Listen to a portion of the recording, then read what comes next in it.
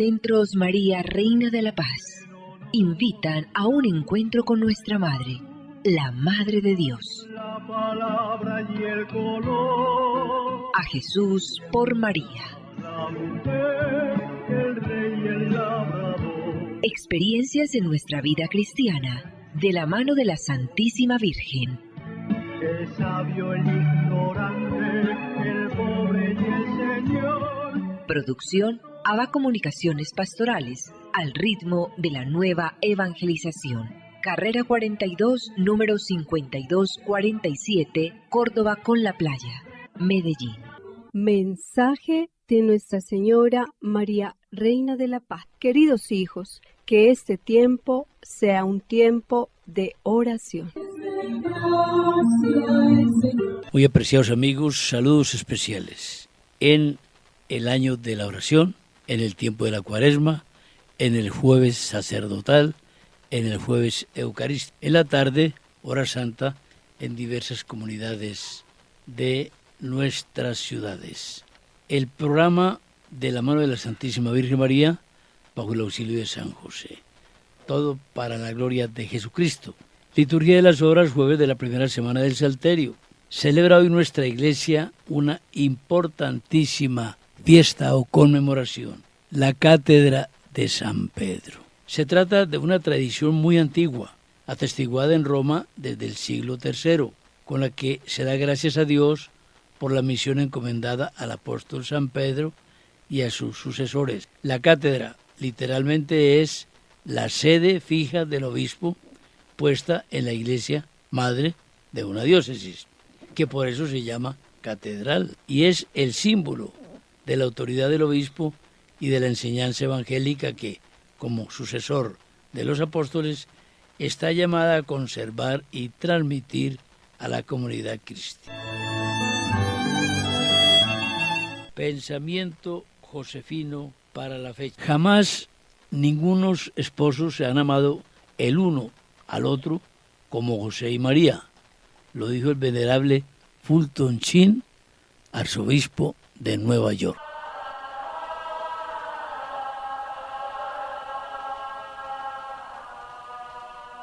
Profundo momento eucarístico. Hola a todos, mi nombre es Judith y los quiero invitar a un evento que por primera vez se va a hacer en Colombia y es conocer las raíces históricas bíblicas de la Eucaristía. Vamos a hacer un camino especial, vamos a volver a las páginas de la historia, vamos a caminar entre las paradas de la Biblia, vamos a aprender del Éxodo, del Moisés, del camino que los hebreos hicieron hasta llegar a la tierra prometida, y así es como van a ser la fiesta de la Pascua, que los judíos celebraron años sobre años y el mismo Jesús la celebró. Y en una noche, que luego se va a llamar la Última Cena, Jesús con sus discípulos se sentó, leyó un libro que nosotros lo vamos a leer, que es el Seder, retrocediendo a las memorias del origen bíblico. Había ahí un cordero, habían 2 velas, habían yerbas amargas. Juntos celebraron esa fiesta hasta que todo va a cambiar y la venida de Jesús va a romper una tradición de más de 2000 años y va a nacer la Eucaristía. Entender ese proceso, pasar ese proceso, es un regalo que no tiene precio. Esa Eucaristía va a ser la Eucaristía más especial, más profunda. No se lo pierdan. Los esperamos. Va a ser demasiado especial.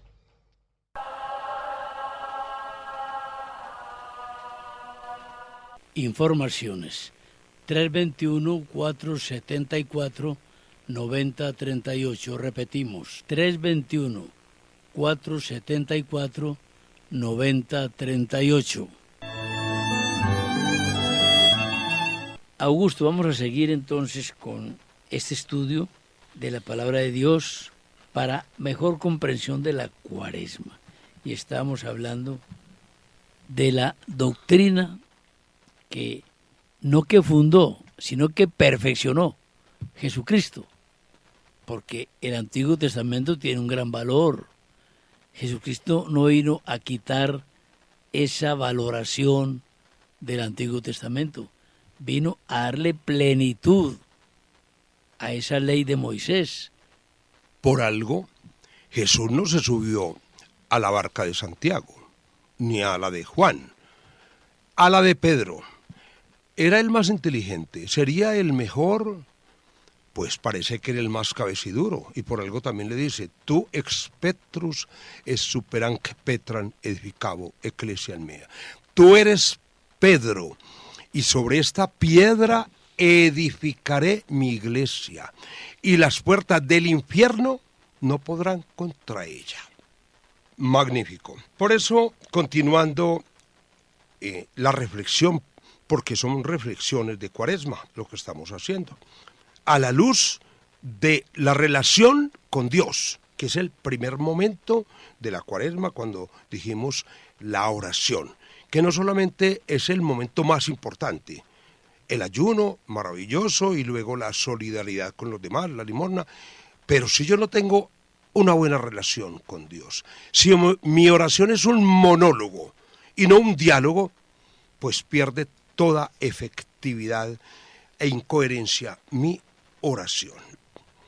Por eso, como dijimos que la fe es comunitaria, también decimos que la experiencia de Dios en la Biblia no es inamovible.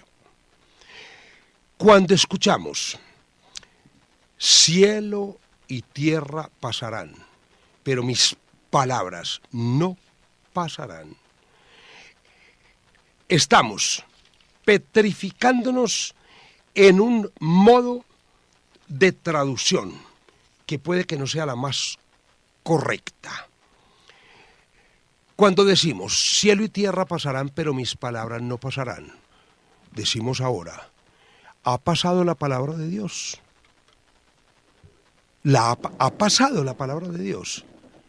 Mire que la palabra de Dios es una Pascua, sigue aconteciendo y sigue pasando a través de esa iglesia que él mismo dejó.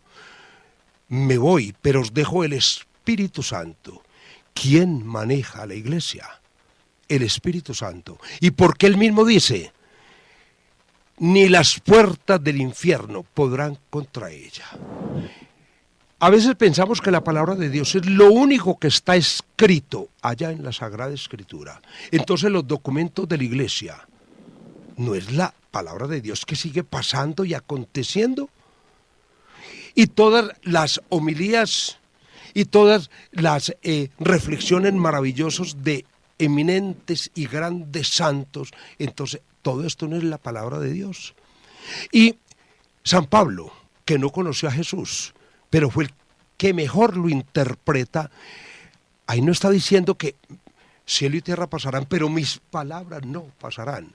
O será solo lo que escribió San Pablo, y lo que escribieron los primeros padres de la iglesia, y lo que escribió San Agustín y Santo Tomás, y nuestros grandes santos, y lo que escribió Griñón de Montfort, y lo que escribió San Juan Pablo II, y San Pablo VI y San Juan XXIII en sus encíclicas, y Joseph Ratzinger.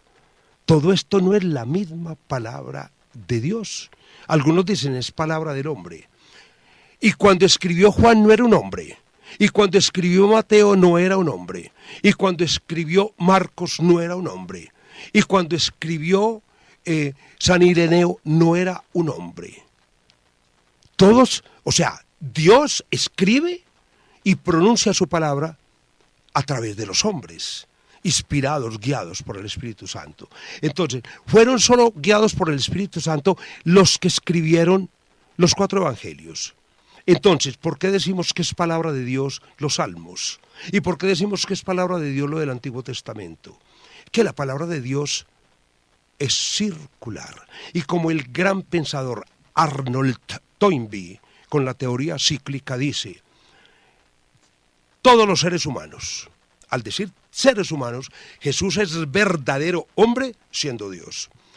Todos los seres humanos pasamos por la etapa de nacemos, crecemos, nos multiplicamos, nos desarrollamos y morimos.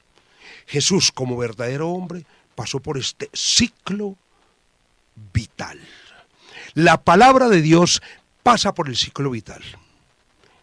nace, crece, se multiplica, no muere en el sentido de que se acaba, porque el ser humano al morir tampoco nos acabamos.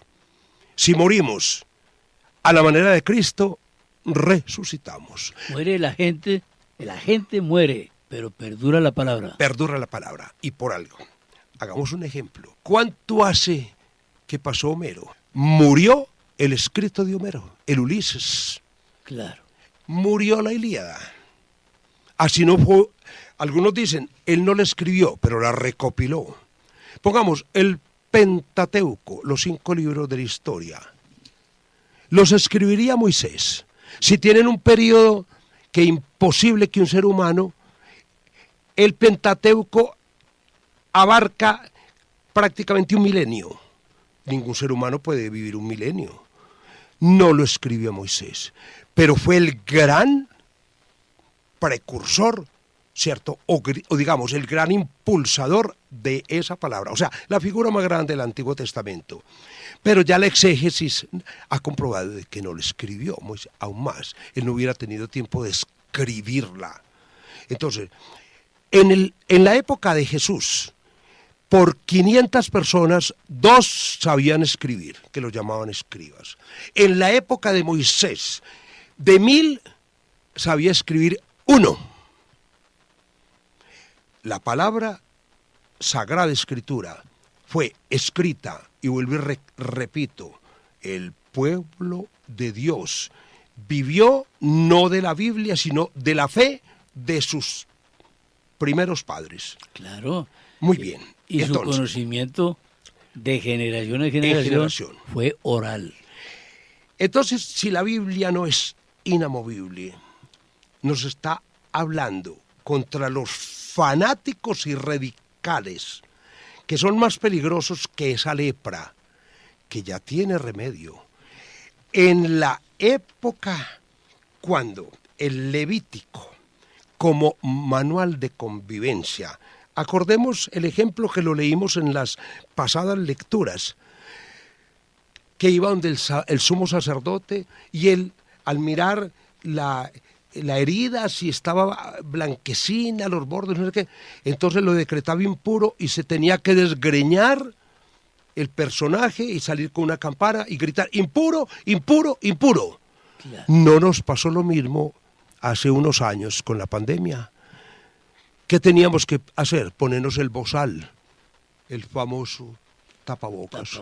Que ahora ya, cuando yo salgo con tapabocas y me dicen, ¿y usted por qué se lo pone todavía? Digo, pues por cuidarme un poquito. Pero para esa época era obligatorio, y era obligatorio, nos encerraron. Era un manual de convivencia. Mire, el mismo Levítico dice, un corazón enceguecido es una muralla impenetrable. Y Jesús, la frase más terrible en toda la Sagrada Escritura, pronunciada por Jesús, es a los fariseos: hipócritas, sepulcros blanqueados. La palabra hipócrita, los que más o menos conocemos un poquito de teatro, significa actor. Y un buen actor es tan hipócrita que es capaz de hacer el papel que quiera. ¿Hace llorar al público? O como el payaso famoso, Sí. en lo de Garrick, viendo a Garrick, ¿cierto? Actor de la Inglaterra. ¡Qué belleza! Muy bien. Bueno, recordemos el relato de los leprosos. Era normas de convivencia para protegernos. Los sacerdotes de ese entonces eran sabios, eran médicos, o brujos, o como quieran decir, pero eran personas con una autoridad que lo que buscaban era el bienestar de la comunidad. Para ese entonces fue efectiva. Por lo tanto, la palabra escrita, así esté en el Levítico y en la Torá de Moisés, que es distinto a la Torá del Mesías, tiene un sentido estrictamente social. Así es, así es. Bien, no solo religioso. Para nosotros, el domingo, Día del Señor, no nos quedamos en el sábado. Le cuento más, hablando con una persona queridísima que entró ya a su, o sea, quiso convertirse en lo que ellos llaman se volvió judío. Y me decía, para nosotros el sábado es lo más sagrado. Y le dije yo, ¿y de dónde viene el sábado?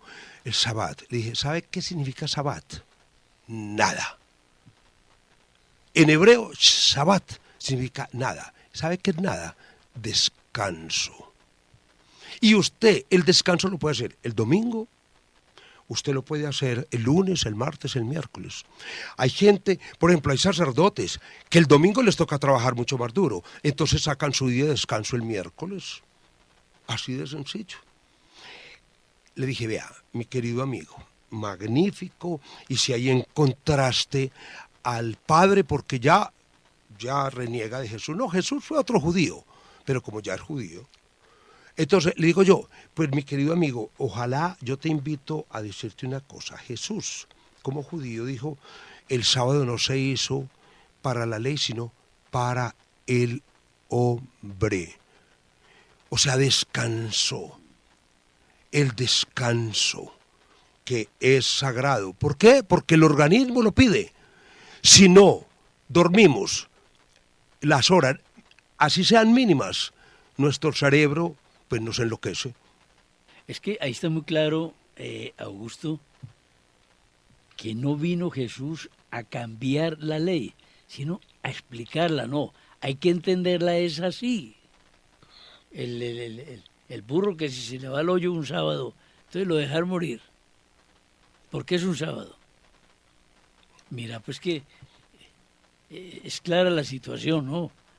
Entonces repetimos, la palabra tiene un sentido social y tiene que estar dentro del contexto, y repetimos esa frase que 1000 veces le hemos dicho. Mire, no se asusten por la palabra 1000, no es un antioqueñismo. Cuando la mamá dice, pero 1000 y 1000 veces te he dicho, ¿sabe qué significa? Muchos, 1000 veces, muchas veces lo hemos dicho. No solo tiene sentido religioso, como normas, como prescripciones, como principios, consejos, leyes que luego se convirtieron en una norma y bueno, ellos le colocaron el nombre de la Torá, que fue muy efectiva para el pueblo, para ese entonces, dentro del contexto. Pero son muchas las formas de analizarla, no como escritos en piedra, ni intocables, y mucho menos literales. Cuando la palabra se lee palabra por palabra, el sentido cambia totalmente. A algunos les encanta hacerlo así. Bueno, vamos a decir algunas formas. Me dirán, ¿esto usted lo inventó? No, yo escucho a grandes predicadores, a hombres que se han dedicado a este estudio con rigor, con esmero, con devoción y sobre todo con amor y con una absoluta fe y confianza en ese Dios y Señor al cual lo tenemos que escuchar para poderle creer. Si yo digo, yo quiero mucho a Dios, quiero mucho a Jesús, pero no le creo, hermano querido, perdone que le diga, no está haciendo absolutamente nada. Lo dijo en el Evangelio el mismo Jesús. Señor, en tu nombre hicimos milagros, en tu nombre no los conozco. Es decir, hombre, vea, hombre, la comprensión de la Biblia es absolutamente necesaria. No, porque si la comprendemos no vamos a ser fundamentalistas, sino que vamos a ser auténticos. ¿No te parece? Sí.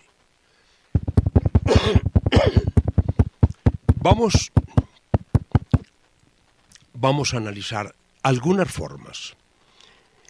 Serán unas 4 o 5, y les digo más, no es la única forma o el único análisis riguroso. Hay mucha tela que cortar en la comprensión y en el análisis. Es que ante todo la Sagrada Escritura y la Sagrada Tradición no es para hacernos una cantidad o convertirnos en unos shows apologéticos donde, como yo sé tanto y he leído tanto, no. Esto se lee en clave de fe. Primer análisis, a través del dabar.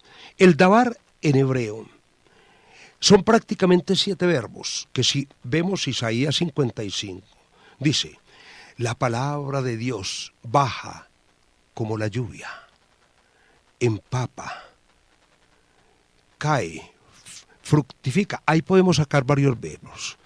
Caer, empapar, fructificar. Bueno, usted puede sacar en esa lectura, la palabra 7 en hebreo significa todos. Entonces puede sacarnos 7, muchos verbos. No son sustantivos, son verbos. Cuando hablamos del verbo, el verbo tiene muchísimos significados. Entonces, podemos pensar, en expresar, en discernir lo que Dios quiere decirnos. Entonces, cuando analizamos la palabra de Dios, no como logos, en el sentido griego, que Juan escribió en griego, logos, en griego sería discurso, proyecto, pero al escribirlo en griego, pero pensando en hebreo, estaba pensando en el dabar, que son esa cantidad de verbos que nos hacen pensar, expresar, discernir lo que Dios quiere decirnos. Un segundo análisis, a través del Midrash. Algunos dirán, pero ¿para qué está diciendo estas cosas? Para que vea que son muchas las formas de analizar la palabra de Dios. El Midrash, que suena tan hermoso, una palabra hebrea, ¿qué significa? Es una búsqueda amorosa. Es un diálogo. Diálogo no es un monólogo. Mire, es dialogar con la palabra. Buscar, desentrañar la palabra. Mire qué lindo. Llevamos 2 análisis. El dabar, que es pensar, expresar y discernir y muchas otras cosas. Empapar. Y el Midrash, buscar, dialogar, entrar en diálogo con la palabra, como Samuel. Habla, Señor, que tu Hijo escucha. Y como nos lo dijo el Santo Papa Juan Pablo I, que aunque no está oficialmente en el santoral, fue un hombre tan maravilloso que así no estuvo sino un mes, mostró con su sonrisa y el ser elegido sumo pontífice, mostró que era un hombre maravilloso, extraordinario, que para mí dice la palabra más hermosa sobre el significado de ser teólogo. Teólogo no es el que escribe, no es el que habla muy lindo, no es el que dice muchas cosas. Teólogo es el que escucha a Dios. Gracias, Augusto. Mañana esperamos tenerte aquí también en esta buena enseñanza. ¿Listo? Porque la fe no es fraccionada, la fe es comunitaria. Y entonces, unos creen una cosa, otros creen otra. Por favor, Jesucristo fundó la iglesia. ¿Con qué derecho nos vamos de la iglesia primitiva, primigenia, que fundó Cristo? ¿Con qué derecho nos vamos? ¿Con qué derecho hacemos proselitismo a favor de otras formas de creer? Pero ¿con qué derecho, por Dios? Y que la iglesia no se llama católica, la misión es católica. Ite et docete omnes gentes, o sea, es la misión. La iglesia de Cristo es de Cristo. El nombre que San Ignacio de Antioquía en griego le dijo católico significa que es para todos, porque el mensaje es universal. La catolicidad significa la totalidad del mensaje, para todos. Entonces, seguimos a veces en discusiones apologéticas por allá y en peleas, qué triste, peleando, siendo que tenemos el mismo objeto que es el amor de Jesús. Y a veces renunciamos a lo más lindo de Jesús, María y su Eucaristía, que son, eso es hechura de Jesús. Tanto María como la Sagrada Eucaristía, eso es de Jesús. ¿Y por qué decimos de Jesús? Es que María es una de las criaturas, la más sublime, escogida por el mismo Dios para ser la madre de Jesús. Y cuando decimos la madre de Cristo, Cristo tampoco es el nombre de Jesús. Cristo es la misión de Jesús, que significa, cierto, la palabra Cristo no significa crucificado. Cristo significa Mesías. Mesías en hebreo significa, cierto, el que da la cara por nosotros, es decir, Salvador.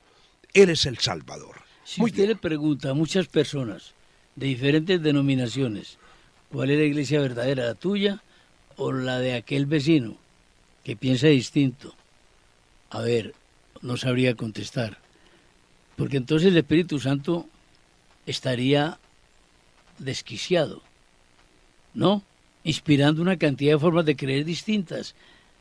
A ver, hombre, hay que ponerle cabeza a esto, Augusto. En la oración sacerdotal, que la hacemos el Jueves Santo, uno de los momentos más lindos cuando Jesús, la oración sacerdotal es la oración de Jesús, cuando Él dice, Padre, que sean uno como tú y yo lo somos. Ofrecemos los libros de siempre, las medallas, los registros, las estampas, el servicio de la Liga de la Misa.